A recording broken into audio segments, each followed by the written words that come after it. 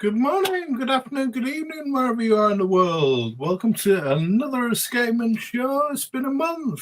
How was it? British Watchmakers Day? Enjoying see on the t-shirt? Bought the t-shirt.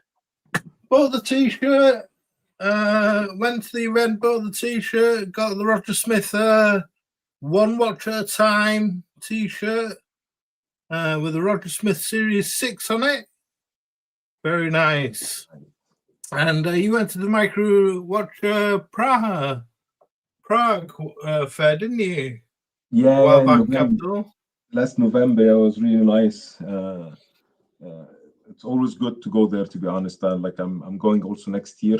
I found out it's much better to go to the smaller events to meet up and coming micro brands, or go to smaller events and meet like watchmakers that are already like independent, but smaller independent AHCI members, stuff like this. You get a lot of more fun than just going to the big brands and just sitting in the lounge and drinking, or just looking at, I don't know. That's at least for me. Absolutely, yeah.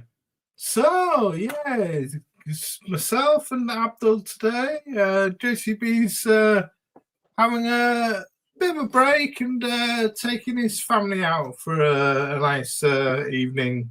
So yeah, you just got Abdul and myself. Abdul's all kitted out in his Formula One themed outfit. Look at him. You got. Tell us all about it. You got a Ferrari hat on. Yeah, that's actually the Grand Prix winning hat. You know, like back in the 90s, Bridgestone was one of their sponsors. But it's like when you win it, you know, like the first prize and stuff like this. Right, I got like wow. a old Schumacher, Michael Schumacher hat as well. That I got and this is basically the Benetton car that when Michael Schumacher started Formula One. Wow. He was driving one of like these. So basically a big Formula One fan from like every for me it was basically Michael Schumacher when I was a kid. Like that was like, wow, that guy, that's Formula One, that's the pinnacle. And Ferrari back then, you know, like they were amazing. They're still okay. Yeah. They have a good chance this year with Hamilton and Leclerc. But after that, when Red Bull started becoming more like competitive, when they had Vettel, I really supported then Vettel and Red Bull, and then Max Verstappen came also, supporter of Max Verstappen, and that's why the Red Bull T-shirt. So the Red Bull, who is Red Bull teamed with? What are they? They McLaren, or are they Williams?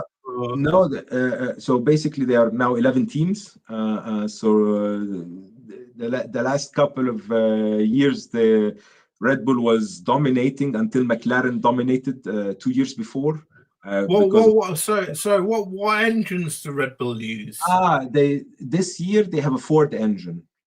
Ford, right? Yeah, okay. Their own in-house engine department. Sponsored by or supported by Ford, right? But they had the Honda engines before, right? They were really successful with Honda, but Honda decided to leave Formula One a couple of years ago. So Red Bull had other plans then to create its own engine. But weirdly enough, Honda is back with Aston Martin. So yeah, right. Yeah. Wow. Yeah. Blimey, it swings and roundabouts, isn't it? I guess. Yeah. Absolutely. This year, Mercedes seems to be the strong winner. I think. Really. I think Russell might do it and win him and that's the, if I'm right, let me think, the Mercedes AMG Petronas. Petronas, exactly. Yeah. Petronas. I only know that because the IWC watch.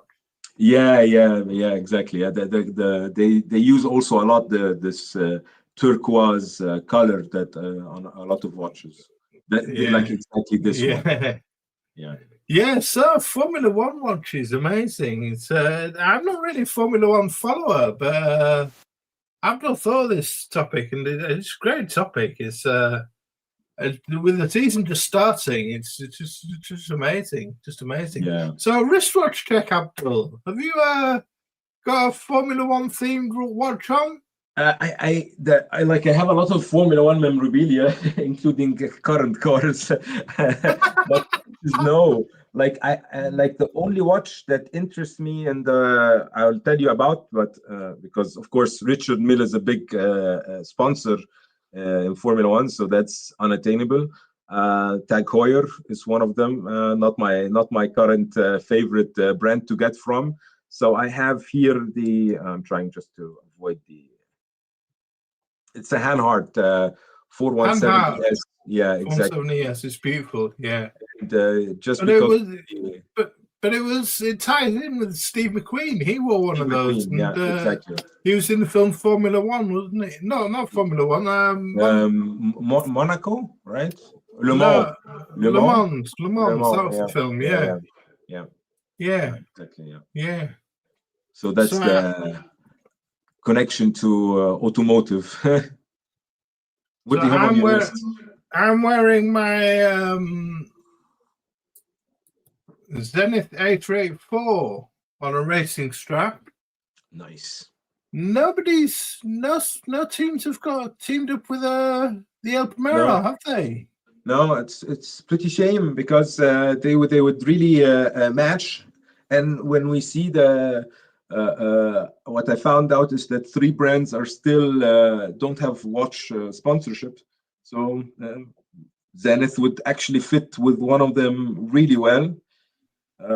So I think it's not a bad idea to maybe you can have like some suggestions for these brands. Have you ever owned a Formula One themed watch or collaborated watch? Like I got like back in the time when I was trying to buy and sell watches a lot, and like try to make like small profit on watches before it in Germany became like taxable, also even private sales. So I thought, okay, now I'm just going to work again to make something fun and pay taxes at the end. I was like doing it to upgrade watches. I think I got like one of these basic 80s or 90s Formula One plastic ones, and like traded up for another one. The tag one, which they re-released. Yeah. And my first JCB had one of those, didn't he? Yeah. And I had back, like when I was younger, one of the first ones luxury watches back then I ever had was like a Carrera 47. But it was more like a racing kind, not the Formula One kind, like a brown one. I really liked it, but afterwards, when I started getting into watches, I then traded every time something, until I thought, okay, maybe I'll make a bigger collection, and yeah, here we are now. Yeah, when I got into watches, well, not got into watches, but in about 2004, I bought one of these, the Tag Micrograph. I bought the Micro Timer. The Micrograph came out in 2002 to 2008, and the Micro Timer came out a bit later, and that was limited to 999 pieces. And it was dubbed as the Formula One timekeeper, and it was the Micrograph was a hundredth of a second chronograph, and the Micro Timer was a thousandth of a second chronograph. Okay. But it looked so, like we discussed. You said that it looked so fashiony, really like fashion styled watch. Yeah. And I eventually got rid of it because I never wore it. Yeah. I just never wore it. It was a bit of a dog stinner, really. Sold it at a loss, but they're a bit collectible now. But they're Yeah, because some of these watches, you have to imagine, some people now used to see it in like the hands of their fathers, like young fathers and stuff like this. And now they're starting getting into collecting at 18, or wanting a watch that looked like retro, like, that's vintage, like when I talk to people and people like tell me, yeah, I'm born in 2005 and 2000, I'm like, what? Yeah, really? Okay. Because I teach at university. So it's sometimes we get like a reality check, because the watches that we think are like in early 2000s that had this gaudy or fashiony, people think now it's like fashionable again because it's retro, like it's 20 years ago and stuff like this. So it's these fashion cycles are just like cycles all over, sometimes the ugly watches of the past will come back as the collectible watches of the future. Sure. Well, we'll get rid of that. Yeah. Let's say hello to some of the chat. Yeah. We got one you see. First up, hi guys. Hi guys.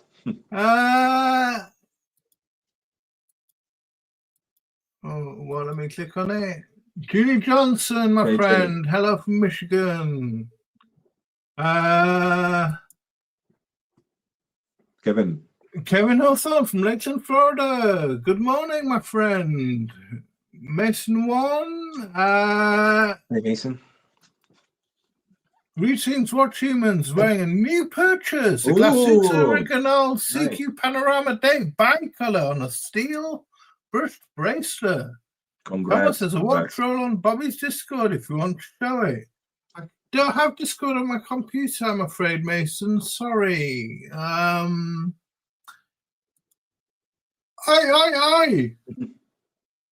When you see it. Martin, good to see you, Martin. Good morning, Thomas and Abdul, and all in chat. Asa Terry, good to see my friend from Florida, USA. Good morning, my friend. Mr. Sexy, how you doing, my friend, Mr. GMT? Good to see you. Who else have we got in the chat? Let's have a look. I think I did it. Oh, I've just missed him. Morty. Oh, Martin. No, Martin. I thought it was Morty at first. Morty's Dino Morty. Come on, click on. Junior's wearing his Omega Dynamic chronograph. Very nice. Rich Woody, good morning, my friend. Hope you're doing well. He says he loves tag, only have a higher 1960s Olympic timer pocket watch. Got pocket watch in service now. Very cool. And Mr. Sexy says, I have the Tag Heuer Monaco, Steve McQueen. That's their ultimate racing watch, I think. Well, not also Max Verstappen. Johnny O, greetings from Chicago, my friend. Good to see you, my friend. Great to see you all in the chat, guys. So, Abdul, you got a bit of a presentation for us on because Formula One watches. Sometimes my web browser just goes down, so I thought, okay, it's easier for me to show it on some like slides. I'll just want to drop a link to just a little link here. This is ID Guy's latest video. He's just returned from Geneva, seeing Tudor. They invited him over to the factory manufacturer, and he saw a lot of stuff, and very exciting times. And this is his latest video with Tudor predictions. So fire away, Abdul. Let's go. Perfect. I thought first to look at all the brands that are sponsoring the Formula One teams. And I think this year there have been more brands than in a long time. If you look at the history of the timekeeping, I think in the 1960s, yeah, exactly, 96 was the first ever watch brand sponsorship with Hoyer and Joe Siffert. And I think can you zoom in on that? Can you what? Can you zoom in on that? Yeah. Because if I make full screen, I don't know if you can see it. Yeah. If I make full screen, I think it doesn't go. That's fine. Screen. That's fine. That's so fine. Yeah. In 1969, we had Hoyer. And Joe Siffert. He was a Formula One driver. And, right. I think after that they started putting even like an automated timing on the via car transponders to time, you know, who won the races and the fast lap and all the stuff, because they Formula One back then was still like now it's pretty one of the most famous sports now with the Drive to Survive on Netflix. Sure. A lot of people are now like tuning in since maybe 5 years or so. But back then it was like a niche sport. This was not something like, I think back then rally was big, even bigger, I think, in the 80s than Formula One.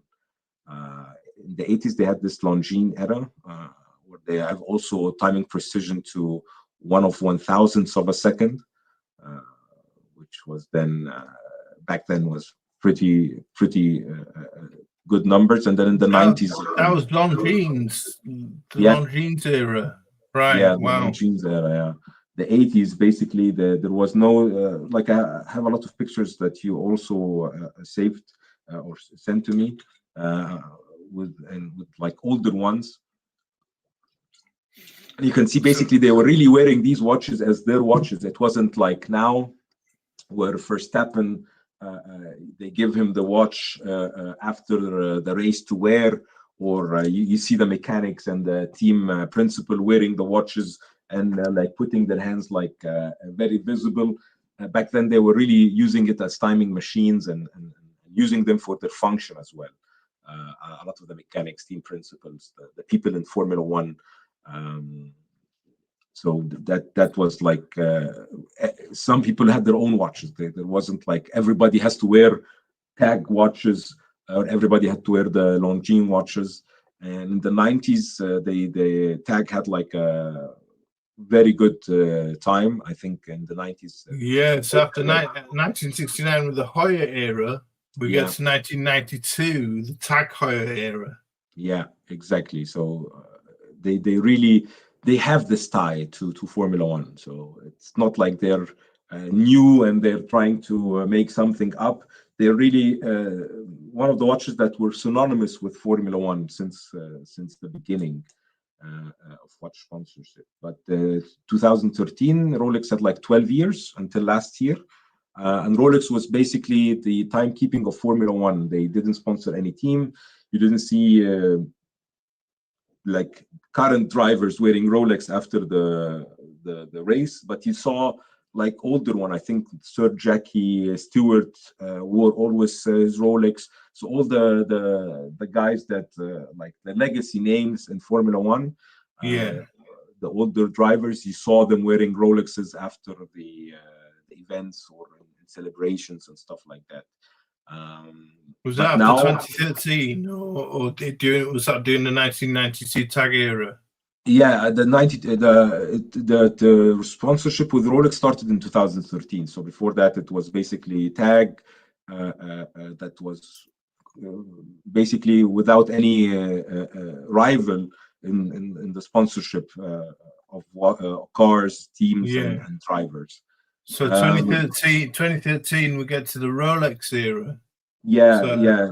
And now each team has their own like different different sponsor, and Rolex is only sponsoring Formula One as an organization. So doing the timing, so you can see the big clocks, the Rolex clocks. Yeah.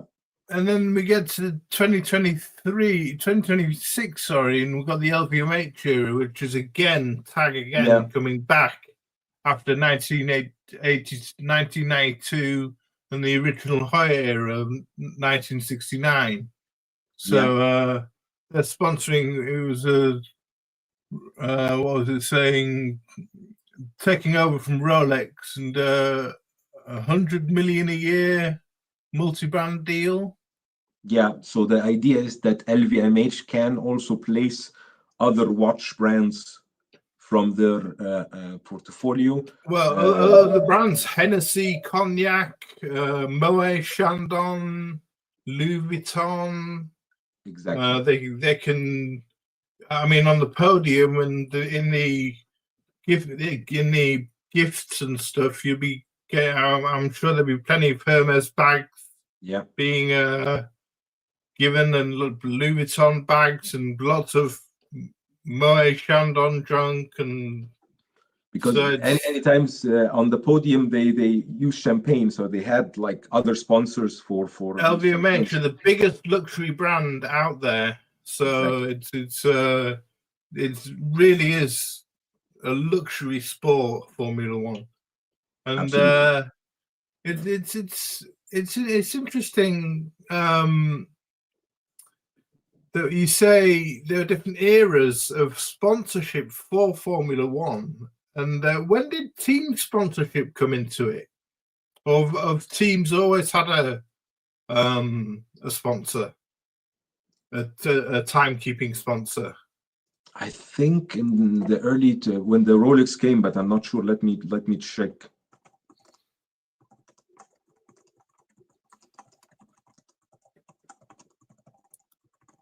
Hi, Goldfinger. Good to see you, my friend. Hey, buddy. Mason saying during the Rolex era, the Monaco Grand Prix was sponsored by Tag Heuer, which apparently made things a little awkward. That would make it really awkward. I think what I'm seeing now. In 1986, when McLaren had their sponsor Tag become their longtime partner of McLaren. So they had like Tag and McLaren sponsorship. And then in 2011, Ferrari came with Hublot. 2013, Ivice with Mercedes. And 2016, Richard Mille with McLaren. So that's when they came into place. So basically 86.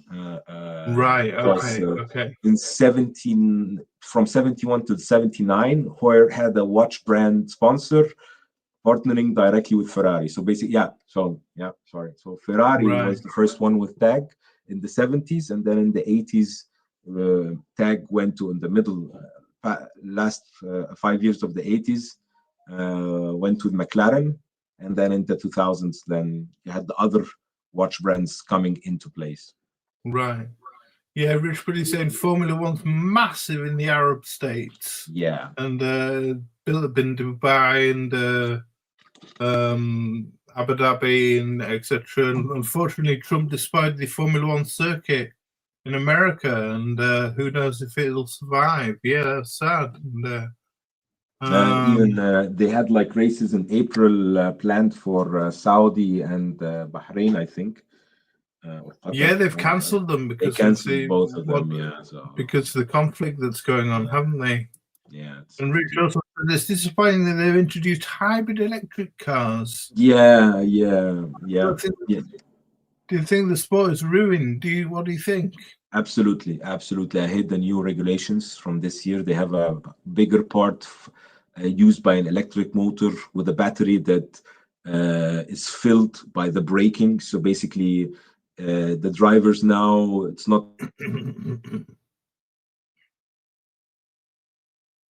Oh, you've frozen up. Management. Yeah. Oh, am I back? No, you're back. Yeah. I'm the best driver that knows how to manage their battery wins.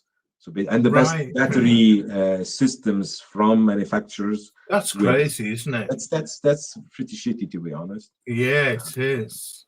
He's saying now with hybrids, Formula One should be sponsored by Grand Seiko Spring Drive. Good one.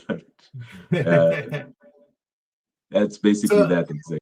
So sorry, carry on with what you're showing us. I'll share my screen again, because when I'm sharing, I cannot look at the stuff. I can put my screen on the other one, but yeah. So LVMH, as you can see, I don't know his last name, but one of the richest men in the world, the owner of LVMH. What are they called? The family, Arnaud family. Yeah, I think so. Yeah, he's this guy. Yeah.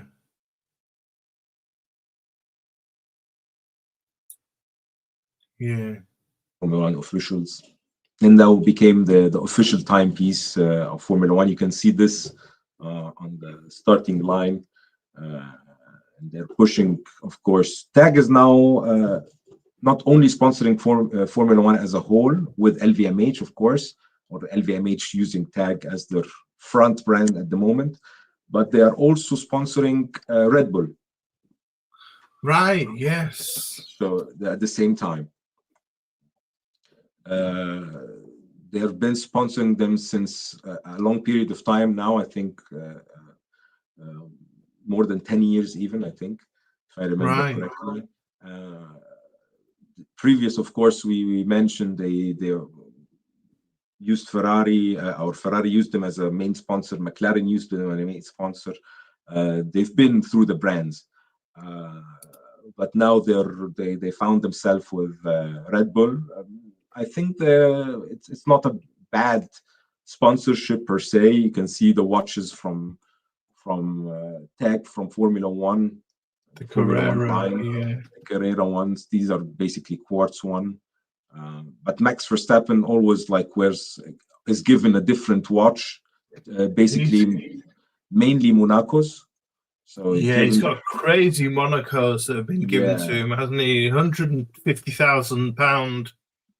I think Monacos. This one, right? The one in the middle.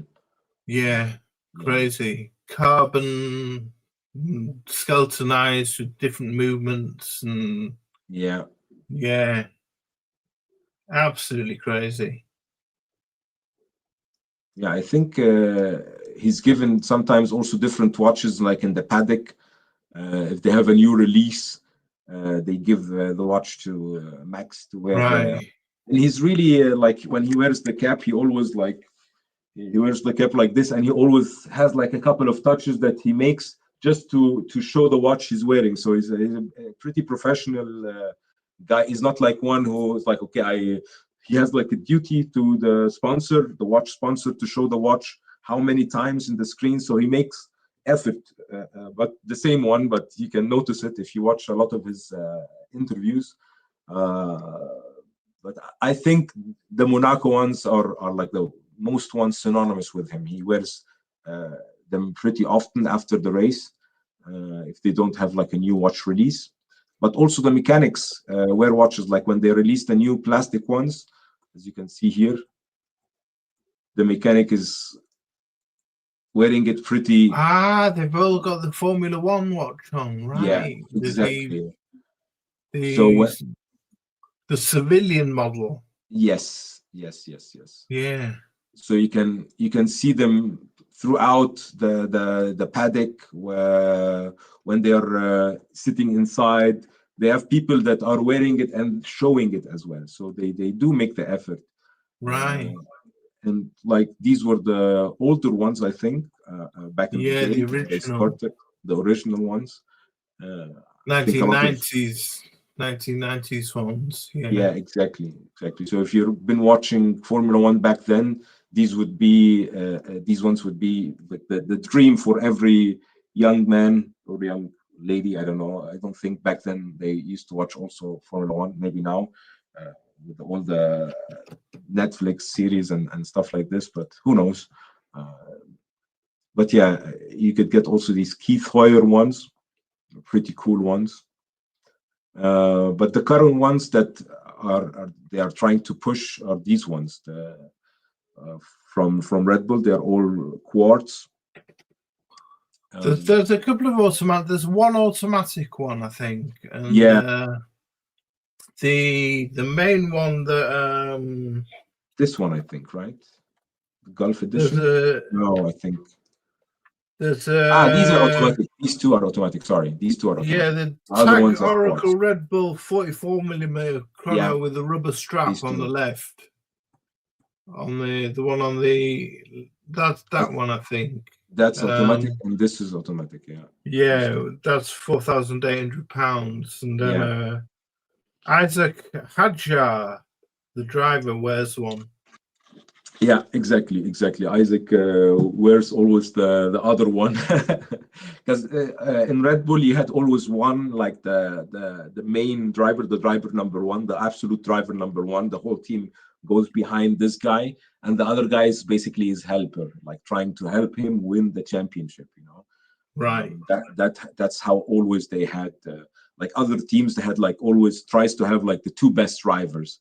Like Mercedes had Nicky and Hamilton, and Hamilton they won like 8 years in a row the team championship. 7 out of them were, or 6 out of them were from Hamilton, and one in the middle. So basically that was always their goal. They got, of course, after Nicky, they got they went to the Red Bull model. We have Hamilton. Let's get a helper, Bottas or whoever comes next to him, until they. So Mickey Häkkinen's job is just to get in the way of the other drivers. Yeah, Mickey Häkkinen was before even the time. Like he was 2-time world champion. He was like when Schumacher was there. I think when Hamilton came and what's his name, the other guy, the German guy. I'm just Nicky, not Nicky. Nicky, not Lauda. Not Lauda. No. That's old, isn't it? Yeah.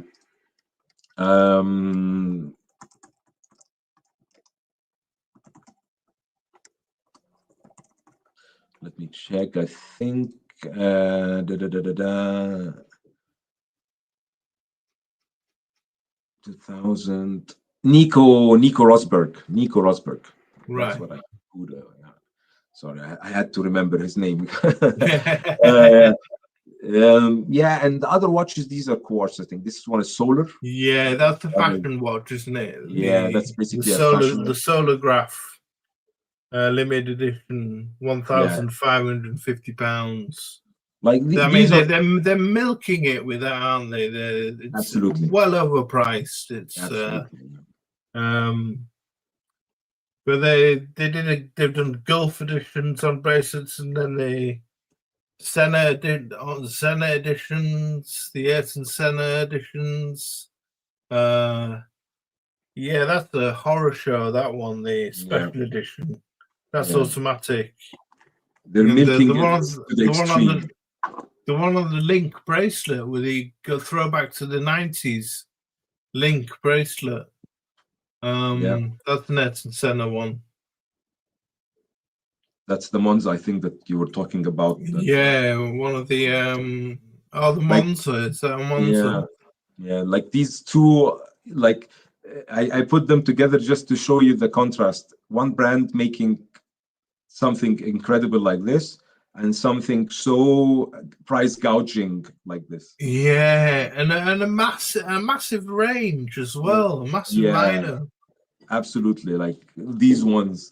Like when you find these kind of watches by brands, you don't see them making shitters. Let's say, let's put it bluntly. Yeah, Just a quick hello from the Watch Apprentice. Good evening, good afternoon, guys. Can't stop meeting friends in London. Have a great stream and up for everyone. Yeah, if you like what we're doing, guys, give us a thumbs up, please. It makes us happy. Good to see you, Watch Apprentice. So these are the Max Verstappen Monacos. Sorry, Monacos, yeah. Monacos. Retropont chronograph. Yeah, They're pretty mental. cool, I have to say. Like They are. when, It's just 150,000 yeah, pounds. yeah, The split-second Rattrapant chronographs. Yeah, it's they're manic, aren't they? they're really well done. This Like is what the the Monaco should be about these days. It's a step absolutely, up from the original Monaco. absolutely. Like excellent work, but the price tag is just why? Who's going to pay that for a tag? The same brand that does this stuff, you know, like my watch. I would have thought these were in-house special movements. There'd be titanium skeletonized movement. Yeah, it's basically they most probably have integrated manufacturers, so they bought LVMH as a whole. Like they buy movement makers, they buy part makers, so they supply all these parts and movements to them in-house of the group. You know what I mean? Yeah, within the LVMH With group. LVMH group, yeah, it's cheaper for them to buy watch brands that have best movement makers or parts makers or suppliers than to buy it from outside. So they are not waiting on a supplier or something. They control all the supply chain to be able to create. But still, for that much money, like no, I'm not going to. I don't know who's going to pay.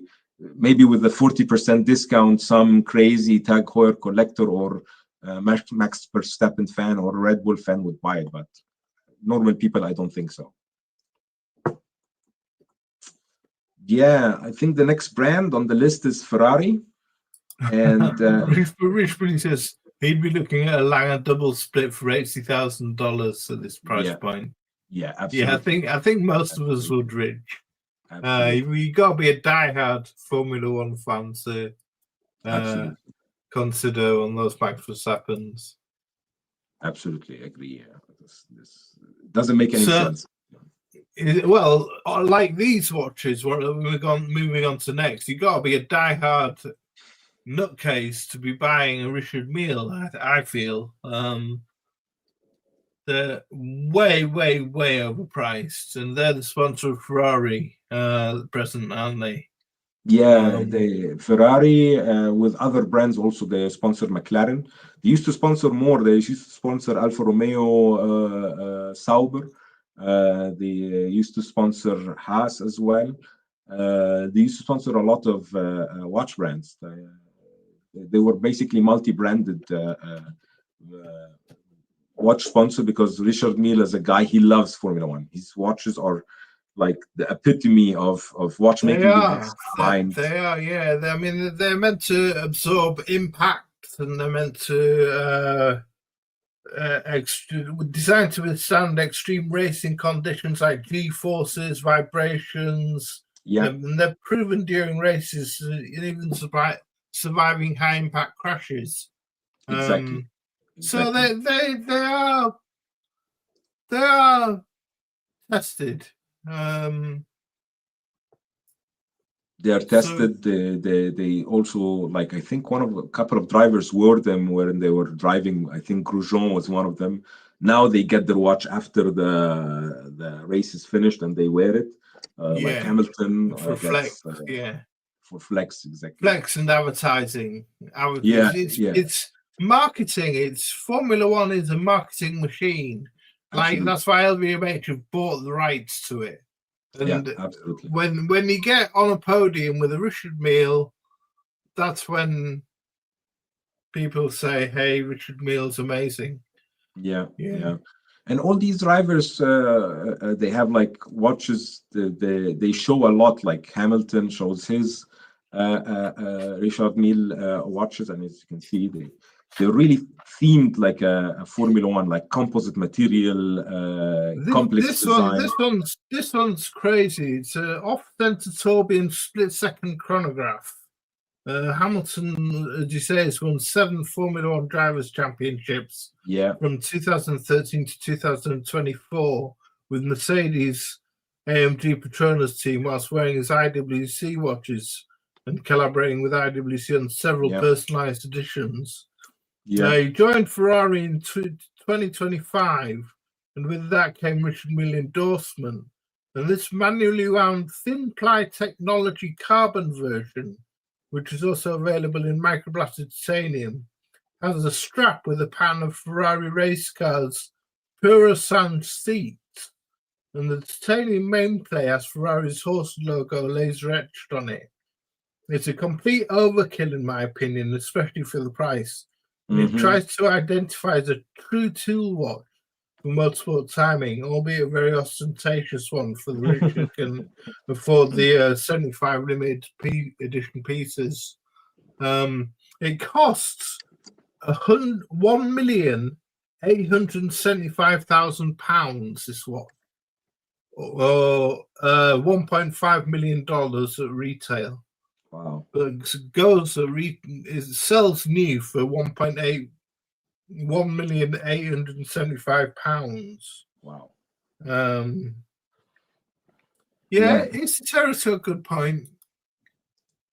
I think some watches are intended to showcase technology more than sales success. Yeah, like this one is one of them. This one is another one that's also, I think, can see the intricacy and the whole chronograph theme. Charles Leclerc RM72-1 flyback chrono. That's $680,000 new from a dealer. The Charles Leclerc Monaco edition, a 2025 limited edition in Ferrari colors. Like this is the normal one, I think, right? I think so. Like Charles also like wore this one sometimes. You have here a picture of him wearing it. I think that's a chronograph, but you can see on and off, right? I don't remember which one. Charles Leclerc already has his own limited edition, the one you just shown. Yeah. He's also been seen sporting the ultra flat RMUP-01 Ferrari that used to be the thinnest watch in the world before Constantine Shakin. This one, 1.75 mil thick. It has a 45-hour power reserve once fully manually wound. Has grade 5 titanium bridges and base plate, and has a corrosion-resistant components with the ability to withstand up to 5,000 Gs in acceleration. Although you got to be nuts to be wearing one, during a race. The barrel is fast rotating, which can improve the torque. Although, as I say, I would not be wearing one of these while driving a Formula One car. No, I don't think so. But yeah, Formula One drivers are not like us mere humans. They're a different breed of people, I think. To have like 20 or now 22 of the best drivers in the world, you have to be a different breed of human, just like that looks at life in a different speed and a different way of risk management than us. But yeah, they don't wear it, so that's also a sign. Like you don't see a guy like Grosjean that used to wear his watch, Raikkonen, I think also. Some guys were like totally crazy. But yeah, Richard Mille also sponsors McLaren. Current sponsor for McLaren. So you have the two of the biggest main rivals sponsored by the same watch manufacturer. And Lotus, he sponsored Lotus as well. They had Lotus as well, and they also wear ultra high models. So it's not like they give McLaren guys lower grades of limited editions of great kilometer. They still Norris won last year. They won the two past constructor championships the past 2 years. So McLaren were dominating the past 2 years. And of course, that means that their watches are being more shown on TV, because the more you win, the more you go on podium, the more your watches are shown. Because in case of Ferrari, they weren't so successful in the past, let's say, 10 years. I think the last champion from Ferrari was Kimi Raikkonen in 2013. So that's why they also wanted Hamilton to bring back some more marketing and maybe try something with him. But you get also like stuff like this one, which is pretty incredible. I don't remember the reference number from this one. Yeah, I think that's a RM7201 because Lando Norris. No, it might be a slightly different version. That's the chronograph, flyback chronograph. Lando Norris also wears a 7201, which houses Richard Mill's first ever in-house chronograph movement, which I think might be made by AP because Vachur used to make all the Richard Mille watches, and used to make all the movements from they used to get them from Vachur, and now AP make a lot of the chronograph movements for Richard Mille. It's mounted on a elastometric shock blocks for shock resistance, accuracy, and reliability under pressure. And most RM movements are custom made for the case they're intended for, but you would hope that with the price tag in, that'd be the case in any watch. Absolutely. The first ever painted flyback chronograph apparently separates the timing function from the regular timekeeping, sending power directly from the barrel to the chronograph counters instead of stealing it from the seconds wheel. And this enables smoother running, instant engagement, and zero lack of accuracy even after repeated use. Again, though, I'd expect the same from a watch costing far less. And Lando Norris being a front runner in F1 for the McLaren team with a RM sponsorship, sponsors has likes the rose gold 7201, which is one of his favorites, being an endorsee ambassador. But yeah, these orange ones are just for the team. Yeah, these ones I understand totally. You know, like it's a time telling machine that you can wear even in a Formula One car. So that's why they are saving like the material, the lightest material possible, the lightest strap material possible. But if you're buying something like this, definitely have to get a nice rubber strap, because you're buying something like this to stand out. You know, like you're buying a watch to that. Like it's pretty. So Mason comes up with a fact checker here. They're not allowed to wear watches or other jewelry when driving in F1. Yeah, that's regulations to prevent burn should be. And regulations prevent burn should they be involved in a fire. So watches come before and after the race, not during. I mean, there's so many stopwatches and timekeeping devices going during the race. They don't need to tell the time, or they've got them in the console in the car. I would have thought, and they've got people on the headsets telling them the time, and they've got watches on the. You don't have time to look at your watch while you're driving. Also, they got clocks. They got clocks above them when the start of the race and when they pass every time. There are clocks all around the track. Sorry, Abdul, carry on. No worries. They had this rule, and since Mohammed bin Sulayem, the new director, he's really a stickler for rules. Like Hamilton used to go with his earrings and stuff like this.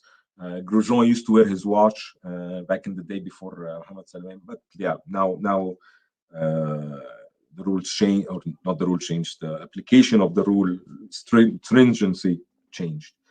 So we go after that to AMG Petronas, Mercedes AMG Petronas. Their official sponsor is IWC, so IWC. They had various partners before 2013, like Rolex, and they have a lot of, even the colors has been used a lot in IWC watches, as you can see. Well, they have the light turquoise color, which is the color for the IWC, for the Petronas team. Yeah. This model is the George Russell one. Yeah.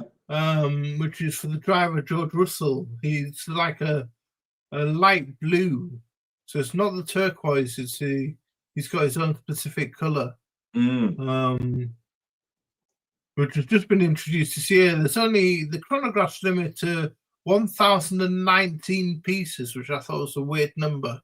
I don't know where they got that number from, but it's more expensive than the Patronus model. Then you've got the shock absorber. That one, right? Yeah. That's a bizarre bonkers watch. Yeah. But then again, that's for G-Shocks and G-Force and not G-Shocks, but G-Force, sorry. Yeah, for absorbing shocks. But the only guy who's wearing it is team principal, Wolf. And also sometimes they have other ingenieur watches worn by Formula One drivers, like this one, for instance, the blacked out ingenieur. As you can see, nice. Russell wearing it, or Kimi. Kimi is wearing like another chronograph, also blacked out, ceramic bezel. You have the colors here, and on the minute track or the seconds track outside here, or this desert one that the Mojave Desert. Mojave. Yeah, Hamilton used to wear one also. Yeah, they use their drivers a lot for, as you can see, Mercedes color. That's the George Russell, yeah. Yeah, exactly. You can see the colors. That's the one limited to 1,019 pieces, which is a weird number. Yeah, originally saying he's got an IWC mechanical clock in his AMG. Yeah. Which is pretty cool. That's cool, yeah. Maybe the 1,019 pieces is the parts of the car, maybe, or the parts movement. Yeah, it must be something like relevant this. It must be relevant to something. For races, maybe, to celebrate 1,019 races in Formula One. But yeah, they have a lot of Formula One colored theme watches, as you can see here, the two different turquoise or colors of AMG Petronas and the turquoise they use. It's a pretty subtle difference, but noticeable if you put them next to each other. I like this one more, to be honest. I do. Like Mason says, the smaller pops of turquoise look better than the blue. Yeah. Than when they use it extensively. Yeah, absolutely. Agree. Yeah, they have a lot of watches. It's one of the brands I was thinking about also to add in 2026. If I'm adding a watch that is Formula One themed, most probably it will be IWC.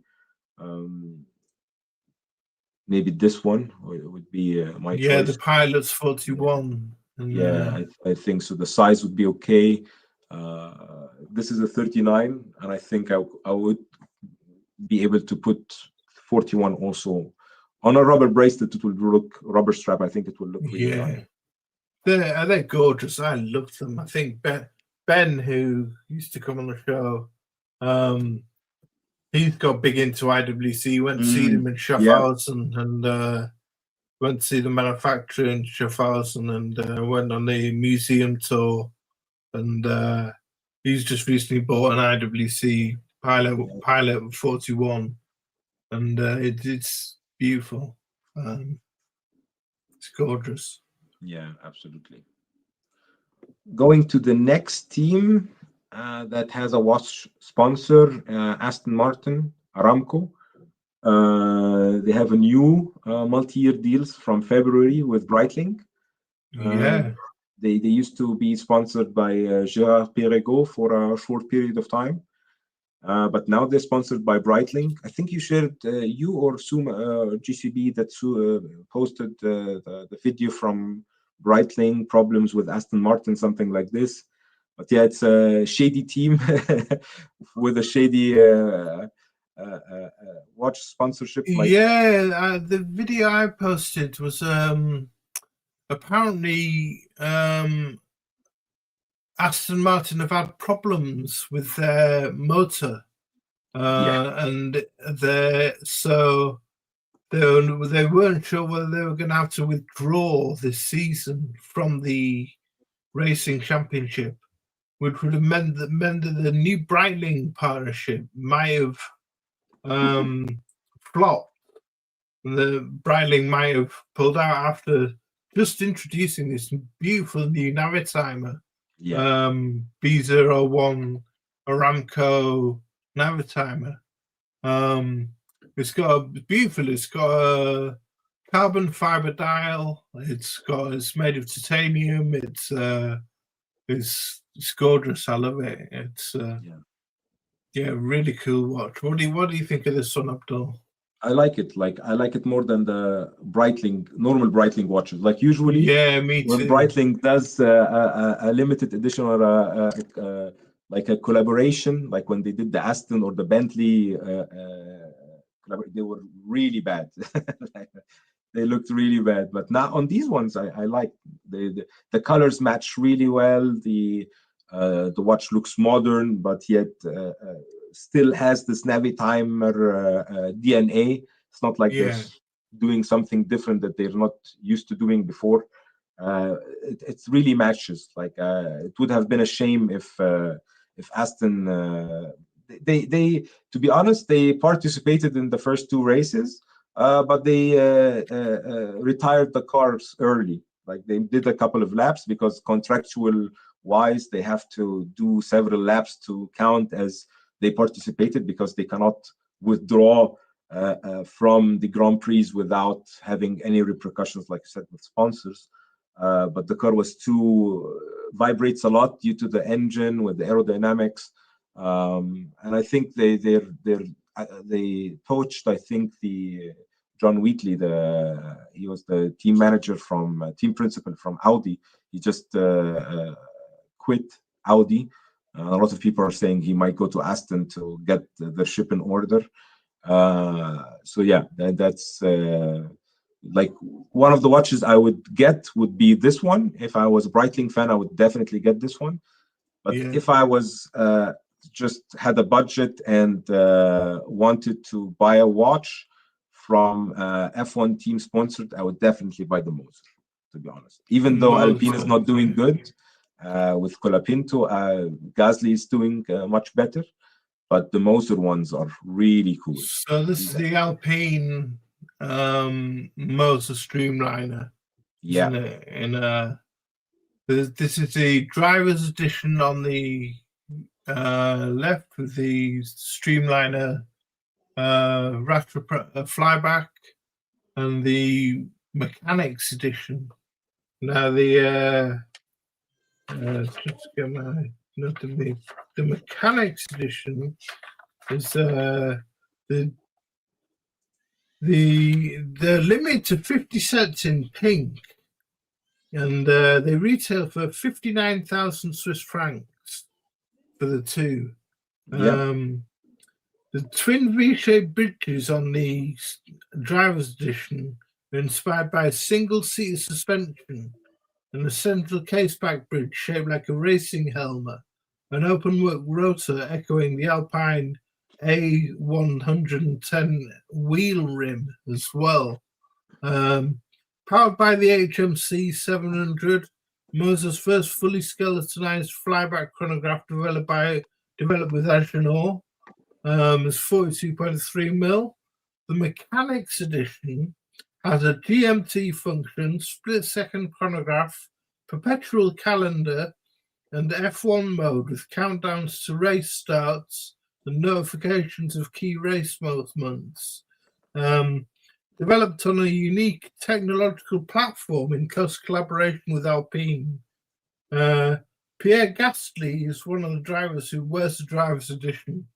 And they originally came out in the blue color, didn't they? And this year they've introduced this pink color.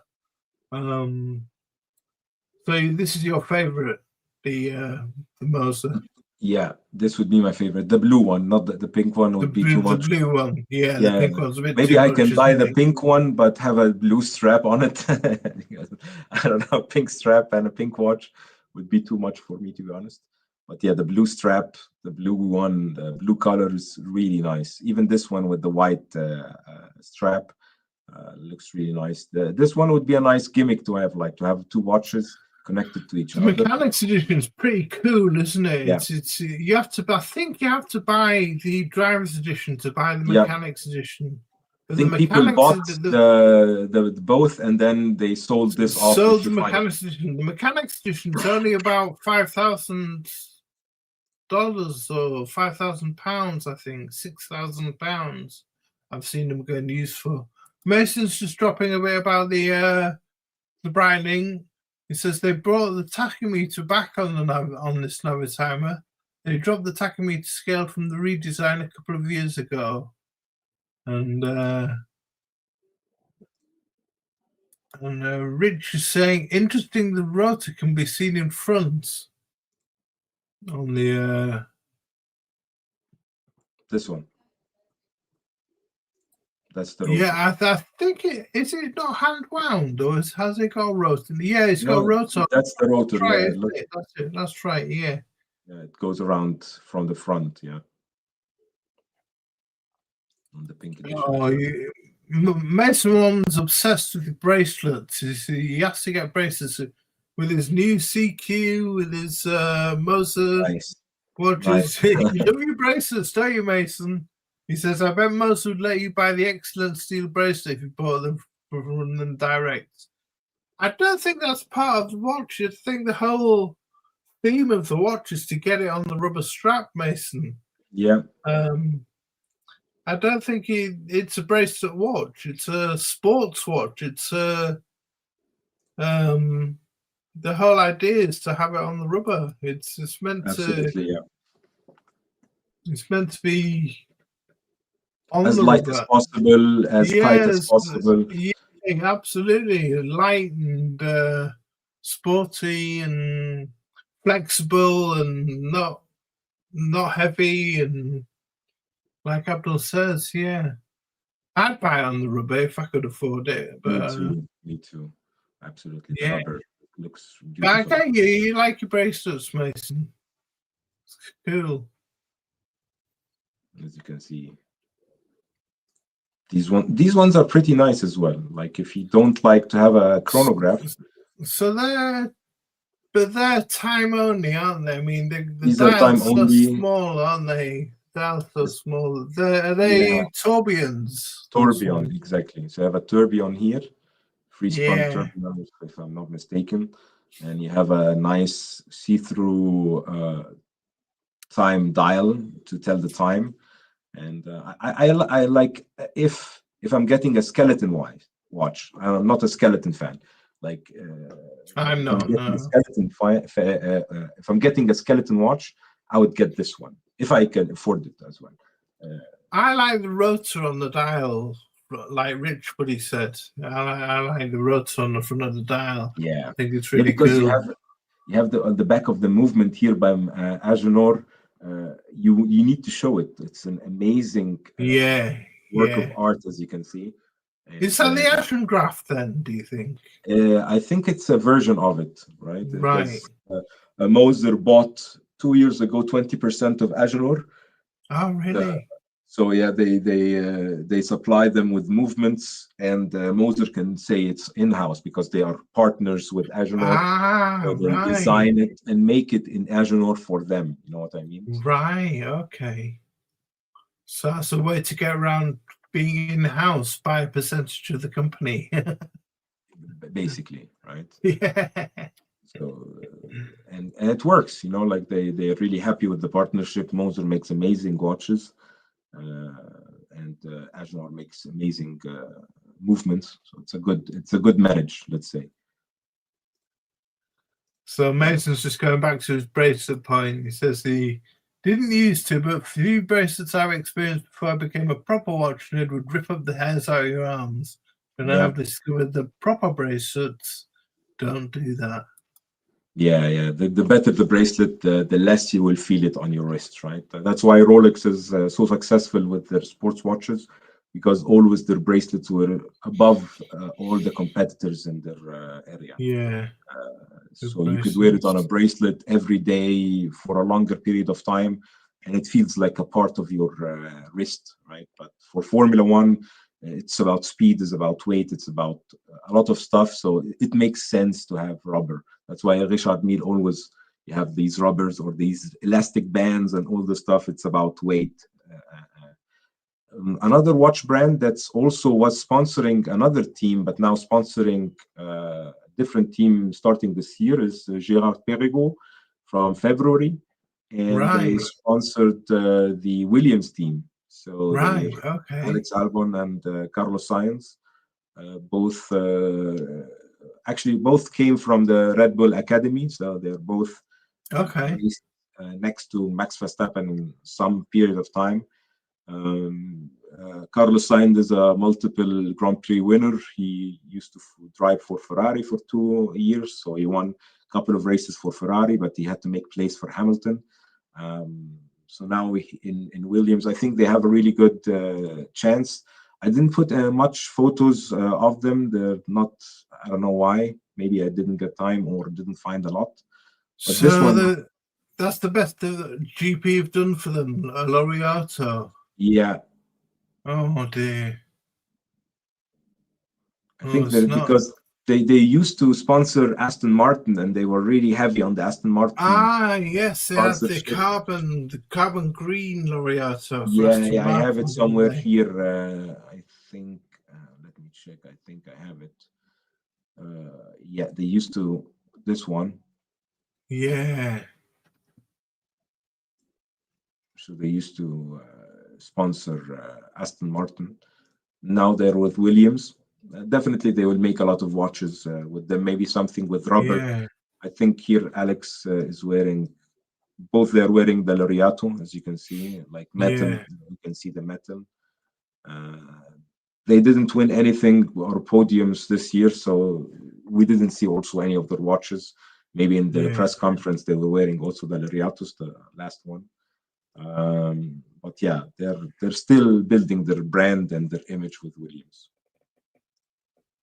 Another one is the Visa Cash app, the second Red Bull team, sponsored by Tudor.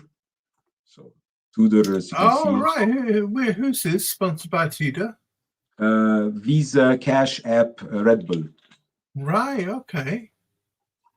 They're basically the second team from Red Bull. Right, okay. The junior team. They always put like younger Red Bull drivers against each other to see who would fit as the second driver or first sometimes. Like Max came out this way as well, replaced the first team driver in Red Bull and then became Max Verstappen. Isaac Hajar was a part of the Visa Cash app Red Bull team last year against Lawson. Sometime also there was the Japanese guy. His name eludes me at the moment. When I see his face, I will remember. And Arvin Limblad is now a part of the team. He's wearing the Black Bay chronograph. You wanted to say something, Tom? I was just going to say, so they're wearing a basic Black Bay chronograph, nothing fancy. Nothing fancy. They have here blacked out Black Bay, so you will find a lot of Black Bays in their carbon. Yeah, this is the carbon one, like carbon on blue. Right. Okay. Blue is the colors of the team as well. And you can see here the glove. You have Tudor on the glove as well.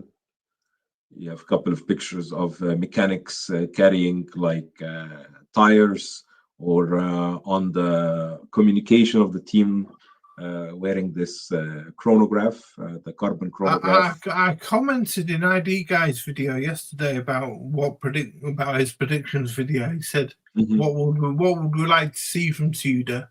And I said materials. I want to see carbon. I want to see ceramic. Even a tantalum watch for the 100th anniversary. You know, just a tantalum Tudor or just new materials. I want to see. That's what I want to see from Tudor. I want to see, you know, carbon pelagos or something, or a carbon or a ceramic chronograph or something like that. You know, just this one is pretty cool. Something cool and different. Yeah.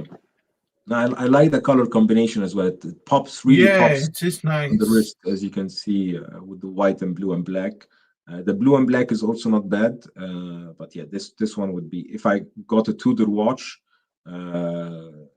this would be it, something like that. Because, like you say, different material, looks nice, solid movement, solid brand. You will buy it; it won't lose a lot of value. Maybe it will stay the same price that you buy it with.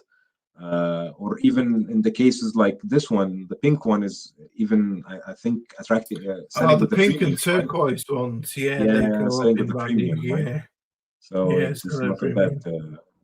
not a bad watch to buy. Yeah, these basically are all the teams that has watch sponsorships. Uh, the other three teams, they don't have any sponsors until now.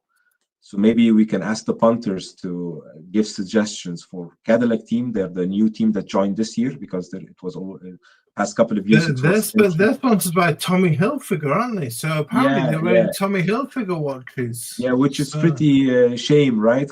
Because yeah, wearing a fashion fashion watch. watches. Yeah. Haas also has a no confirmed watch sponsor, and Audi. Audi maybe some German team, maybe Glashütte Original would be a German team for a German team, like a pure German team, right? Like a German watch brand and a German Formula One team with a German car manufacturer. That would be really nice. Audi. Oh, that's a good shout. Cartier would be good for Cadillac. Oh yeah, CNC. That would be good. Yeah, that's a Yeah, good shout, Rich. nice one. Haas, I don't know who would be good for Haas. Maybe Panerai would be good for Haas. Maybe something to revamp the brand.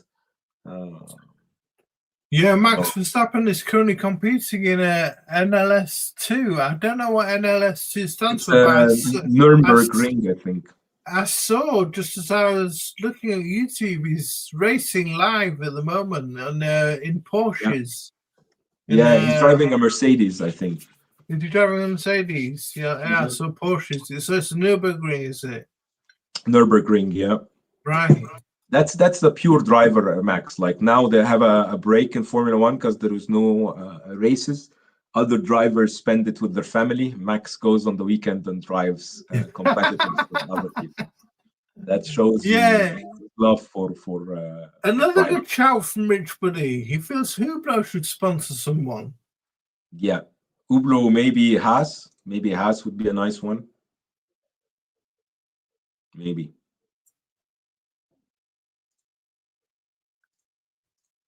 Yeah, and see, NLS2 is a 4-hour endurance race. Yeah.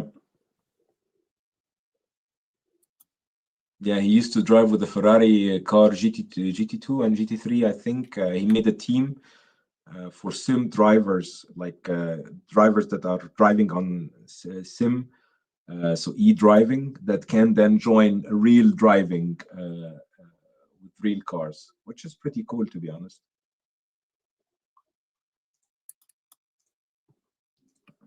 So these were all the watches I had. Some watches now you sent me for drivers wearing their watches.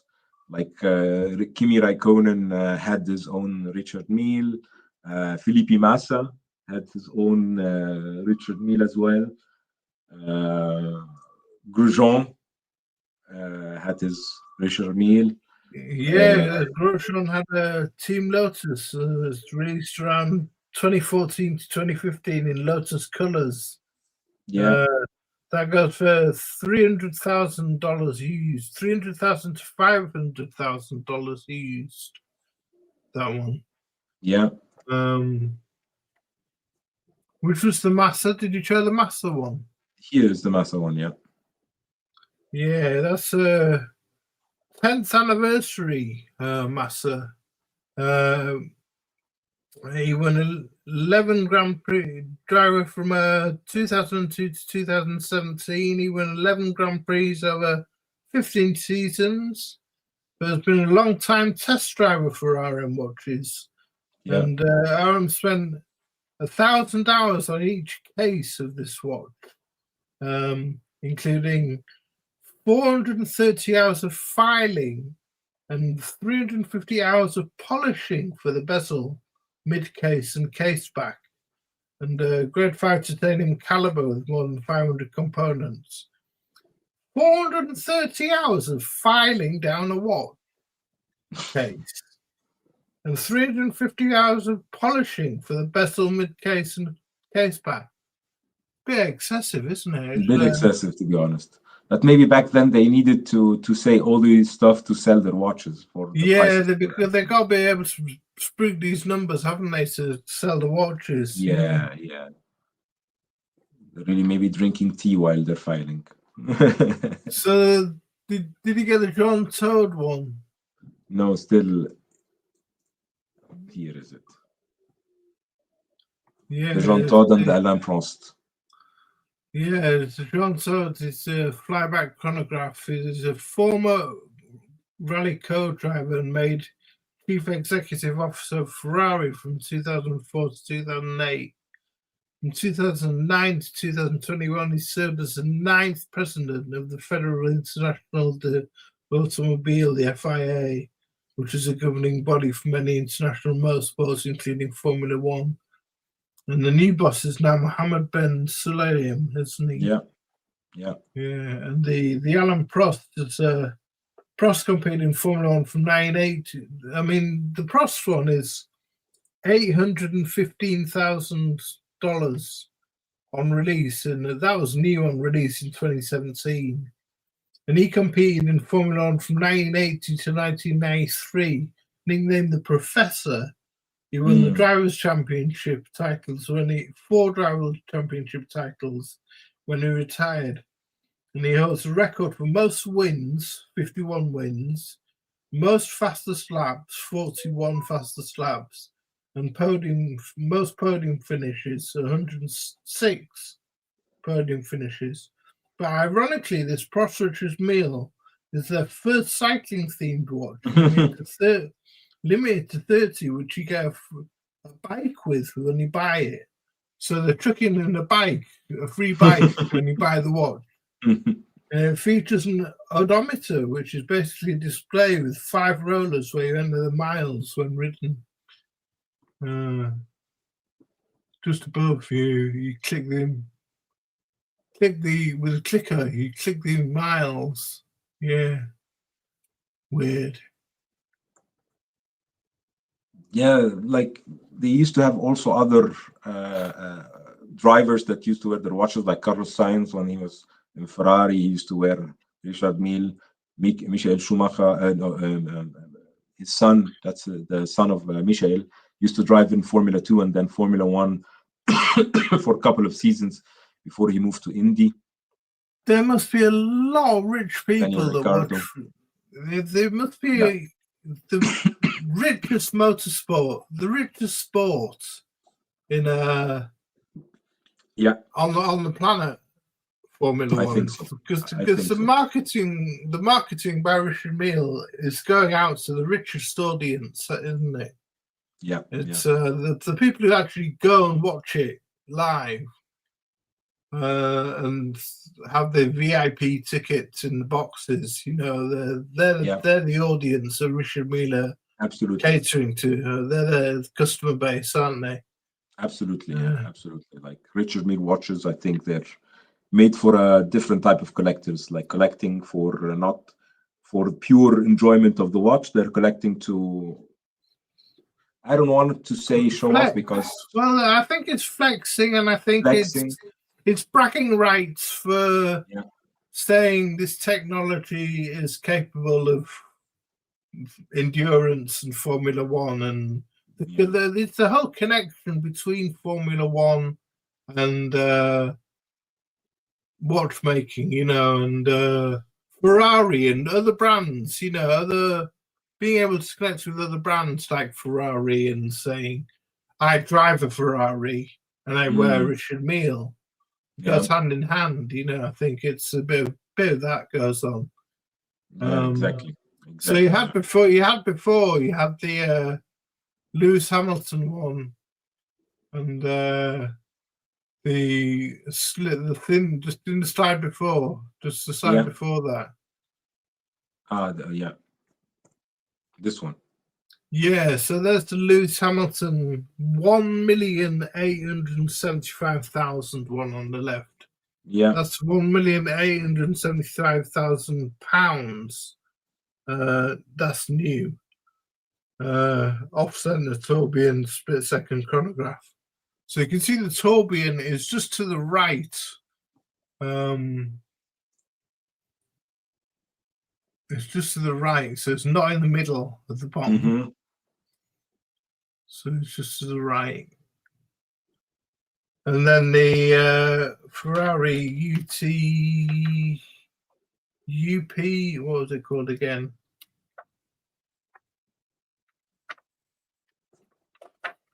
Just bonkers. Just crazy movement. Like, I don't take anything away from the technology that they use, but the prices is just, it's made for the people that are buying it, like you said, bragging right. I have the Ferrari car and the Ferrari watch. I have the McLaren car and I have the McLaren watch.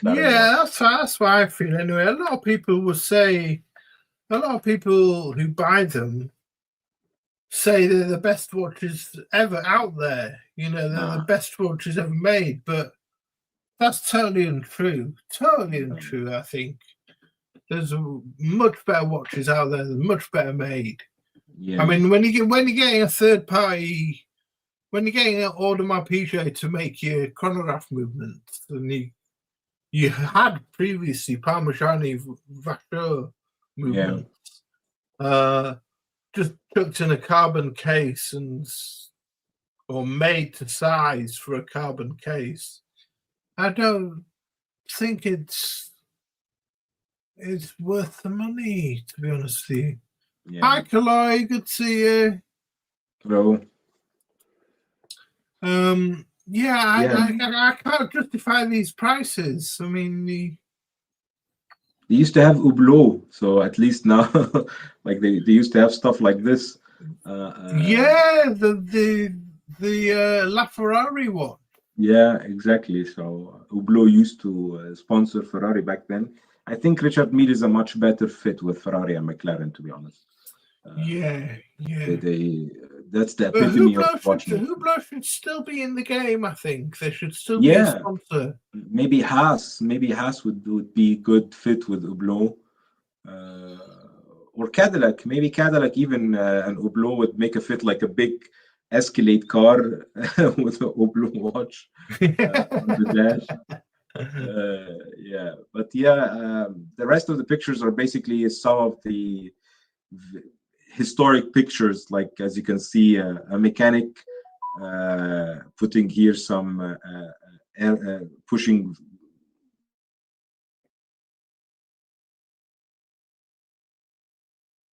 Oh, you back with us, Abdul? Yeah. Like the Longines, you can see it here as a sponsor, but the guy is wearing a tag. So that's when Longines was sponsoring. Right. Exactly. Wow. But people used to like, it was okay for people to wear. It wasn't like, oh, if you're only sponsored by Longines, you have to wear Longines. He's wearing a tag and he has the Longines on his hand, you know, like, or this guy also, Joe Siffert. That's the Hoyer Silverstone, isn't he? Yeah, he was the first guy to be sponsored. Tag Hoyer Silverstone. Sorry. Yeah. He was who? Sorry. Joe Siffert, I think, that the first guy to be sponsored by Hoyer back in the 1969. Right. Wow. Yeah. And you used to see a lot of these watches on the wrist of peoples in the paddock, as you can see here. Car of Senna, his mechanic is wearing a tag Formula One car. Right. Here you can see in the tag, even there was a team like Tag Heuer with Team Terrell. You can see the blue one with Formula One here. Yeah. You can see the black one here with a mechanic from McLaren back in the day when Mercedes was with McLaren. As an engine provider, only doesn't have their own team. So you can see the back in these days they really also had the mechanics and other people wearing their watches to show what kind of watches they have in catalog. Now, of course, mostly the drivers are the one that's showing this. Harris, old partner from Max Verstappen. I'm sure all the mechanics get free watches. I'm sure as well. I think so. Yeah, it makes sense to give them watches. Yeah. It's free marketing. There, a lot of times they're on TV, so giving them a watch like this, which basically cost you like $500 maximum. Yeah. Say manufacturing cost even less. You just give every mechanic one, and then you have free marketing. The guys wear it. They come in TV. You can see how it looks. But you have also other watches like this. When Hamilton was sponsoring, he collaborated on a lot of limited editions when he was with IWC. Exactly, yeah. Like limited editions like this one. Also, when Russell was younger, he was also wearing other watches. But yeah, this is the shock absorbent one from the back also. Back and front, different colors of straps, different strap here. But the coolest ones, I think, are these gloves that has the watch on it. I really like. Is it an actual working watch on it? No, it's just a picture of watch. Just a printed image. Yeah. Just a printed image. Yeah. That's cool, isn't it? Really cool, those gloves. Really. That's so cool, that. Yeah, it's really cool. And you can see it a lot on TV when the drivers are driving. You see the watch on their, or the image of the watch on the wrist because they have the gloves on. So it's a good way of putting your watch out there. So from marketing wise, IWC really locked in this move, putting watch on the gloves. So a really nice one. Still some here from Tudor. Yuki Tsunoda was the guy I was trying to remember. Yeah. Also until last year driving in Formula One. Daniel Ricciardo until 2 years still driving. Alonso. Also Aston Martin used to have this with Gerard Perregaux, I think. As you can see, Gerard Perregaux here on the suit and the wrist. They had gloves. Gerard Perregaux gloves, did they? Yeah, they used to have also gloves with Aston Martin, so they copied a little bit IWC. But copying is okay in that area. Yeah, it's all the same, isn't it? It's just trends. Exactly.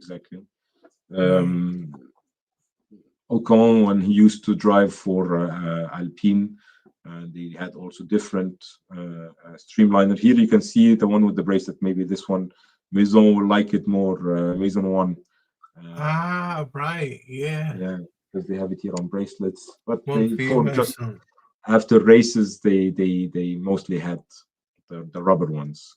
These ones they have like for pictures and stuff like that. It's easier to put a rubber watch, I think, with the bracelet. Mikey says it's like the people who get watches tattooed on the wrist. Yeah, that would be a nice one. Permanent marketing. There were some other watches that weren't like branded watches. Well, this Sarpaneva, Valtteri Bottas is in 2013 Finnish driver. Valtteri Bottas debuted with Williams team, and then after several podiums joined Mercedes, winning 10 Grand Prix races. Now with Cadillac team, we have to see how he'll do.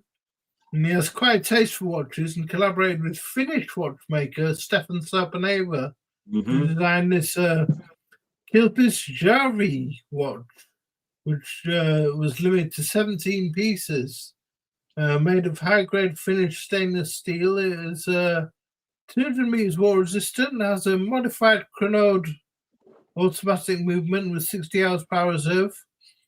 5 color tones of superluminova create a picturesque theme of northern wilderness and the aurora borealis.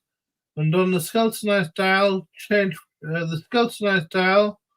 the lume changes by night and day. So you get different sort of images with classic Sarpaneva sort of styling. And then on the right, there's a watch worn by Esteban Ocon. Ocon entered Formula One, which is the Bianchi Flying Tourbillon Sport GMT, which goes for 75,500 Swiss francs. And the Ocon entered Formula One in 2016 and won his first Grand Prix at Hungary in 2021. He's the MoneyGram Haas Formula One team, and he's been spotted wearing this Bianchi made with a high-density carbon case reinforced with titanium powder. While being 100 meters water resistant, it can resist shocks up to 5,000 Gs. Open works with a flying tourbillon and dual time zone function. Some might say it's a poor man's Russian meal. But I'd say you're saving a heck of a lot of money, even though it's still expensive. It's 43 mil and 14.4 thick. It's but still not my taste of the tonneau style Richard Mille look. It just puts me off. Bottas and so when they used to drive for Stake F1 team that's now Audi. They had like a weird one-year collaboration with a watch brand that wasn't also making that big of an impact, so nobody talked about it. Bremont had a small time also sponsoring Williams, so they used to be there as well. Are Bremont still in the game? Are they still sponsoring? No, not anymore. This is when it was Bremont, not Davide Serrato Bremont. No, the older Bremont, yeah. Also, you had this brand also sponsoring Haas team also for one season. So there were a couple of brands that pop up for 1 year and then disappeared. Some just keep the watches, I think. But you sent me also these two that I was like, who are these guys? I'm not sure that one drivers. I didn't know who they were. This Alexis Pintros is he had Audi on his shirt, and I thought, he must be a driver. And turns out he's an Olympic skier. And the other man, Sebastian Giger, Ogier, sorry.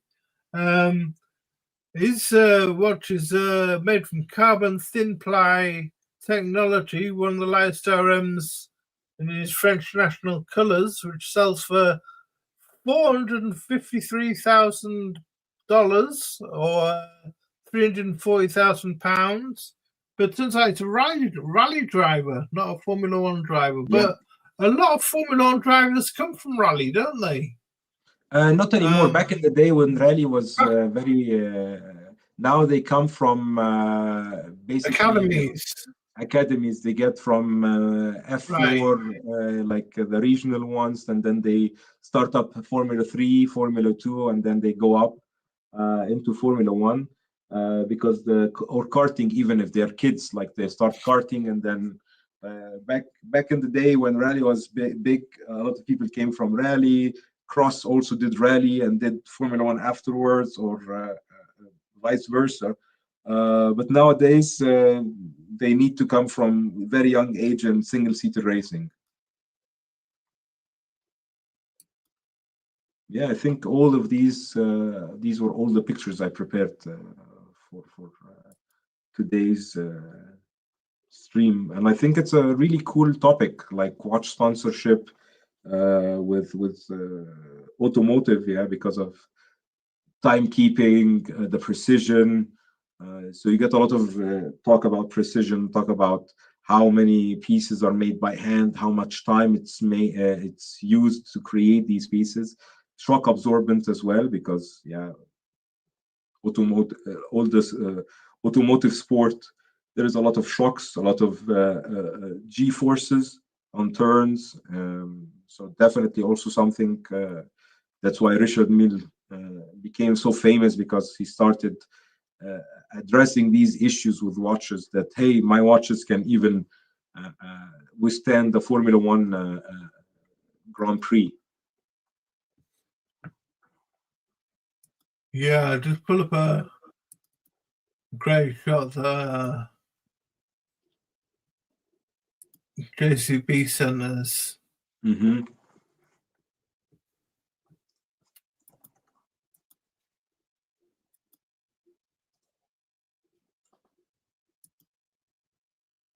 Yeah, wearing a glove, George Russell wearing a glove whilst test exactly. driving. Yeah. So you can see that IWC glove is wearing in the cockpit.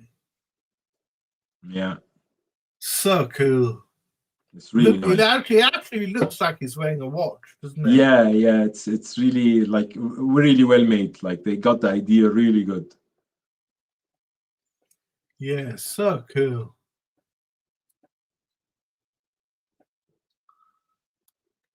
But these have got to be some of my favorites. I think the Monacos. I think they're so cool. The Max Verstappen Monacos. I think they're just really cool watches. Yeah. Did you have any favorites out of the lot? Yeah, the Moser you like, don't you? The Moser. My favorite would be the Moser one, because Moser I really like the streamliner case and shape. It would be my favorite, but the one that I would buy would be one of the IWCs, because you can get them for a nice discount. Yeah. You can get one of these used for 5,000 now. Yeah, exactly. So yeah, you don't need to invest so much to get inside it, like the Moser ones with 10 or 20,000, maybe 20 something thousand. Yeah, just go to see these. That's the Oracle Red Bull one, the racing edition that's actually worn. Yeah. By the drivers, and I mean it's not that extravagant, not that luxury. When you think about it, it's like made for mainstream fans, like the people who, like if you're really a hardcore Red Bull fan and you can buy a tag, you can buy a tag.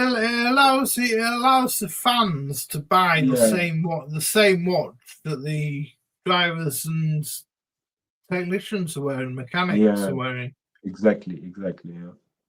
And but you can see how Tag are really milking it. They've got a bracelet version. They've got like the ones you showed. They've got a quartz, even different quartz version. They've got quartz on bracelet. They've got the Solograph General.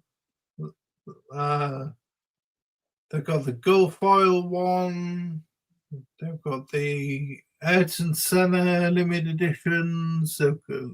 I like the throwback to the Link bracelet. Yeah, that's a nice throwback. Yeah, but that's just a shocker. The Ayrton Senna. But you'd be going for one of these, would you? Yeah, on a blue strap. On a blue strap, the original, yeah. I never noticed, Rich Buddy, that the rotor was on the inside, on the front. To show the movement in the back as full as possible, right? Because the movement is really cool. But I dismissed this one, the Mechanics Edition, to start off with. But it is actually really cool. If you're going to get like a smartwatch, you know what I mean? Why not have something like this? Like this is really cool, actually, isn't it? Yeah. You have the analog display, you have the digital display. It looks nice. GMT function. Yeah. You know. all sorts of different functions. But the pair for 60,000 Swiss francs. Oh. But that's what you want, isn't it? You want That's the blue pair I one, would get. That's the pair I would get because the blue one. yeah, the blue one. Yeah. Yeah. Yeah. Really cool. But that Yeah, movement, look at the movement. Yeah, that movement exactly. is just beautiful, isn't it? Just great work from Agenor, and you need to show this. If you have a rotor there, it will It would ruin it, yeah, wouldn't it? construct the move, you know, like the movement. You're right, yeah. Yeah. I just can't get over these prices. Yeah, 180, 1,807,000. That's nearly £2 million yeah. for a watch that a Formula One driver wears, and it's not Yeah, even all that. I mean, what are the cat's opinions on Richard Mille? What do you think? What do you think, chat? Can you justify that amount of cash? $2 million nearly. yeah. I think it's not about justifying. It's about he can do it. He asks for it, and people pay. So They do, yeah. yeah. It's just I don't get it. Like even if I have stupid money, like let's say I have hundreds of millions, I wouldn't pay 1,800,000 for that watch. I'd rather get like a Gruber 4C handmade one or handmade two for Absolutely, 750. and the rest, and a few more watches. Yeah. Yeah. So that's about it, guys. Really. Yeah.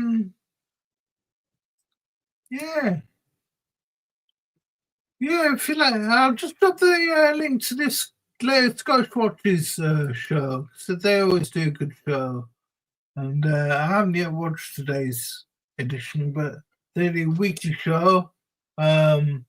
Really good stuff, update on new releases and stuff like that, and little segments. Ricky and Dave do a really good job of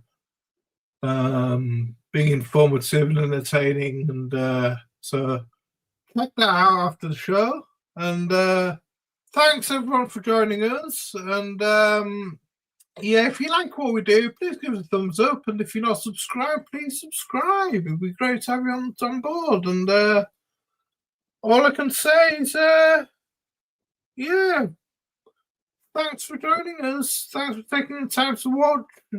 Thank you, Abdul R Watches, for your presentation. Brilliant stuff, my friend. Pleasure. My pleasure. And when's the next Formula One race? I think it's in May because the April ones got cancelled because of the war. All right, yeah. Dubai and Abu Dhabi. Yeah, it's unfortunately the 29th of March is the Japanese Grand Prix. Yeah, we have the before right. April there was Bahrain and Saudi both cancelled, and then after that 3rd of May in Miami. So yeah, Japanese Grand Prix in Suzuka. So who's your team? I'm still a Red Bull fan, but I think Mercedes will get it this year. Maybe Russell will win his first championship. It would be nice if Kimi Antonelli, because I like Kimi Antonelli more than Russell, to be honest. He's a really up-and-coming guy, only 18 years old, won his first Grand Prix last weekend, so really looking forward to what he's going to make in the future. Yeah. Cheers, Martin. Cheers, Junior. And thanks, guys. Cheers, Mikey. Yeah, take care, and we'll see you in the next one. Okay, take care, guys. See you later. Bye-bye, everybody.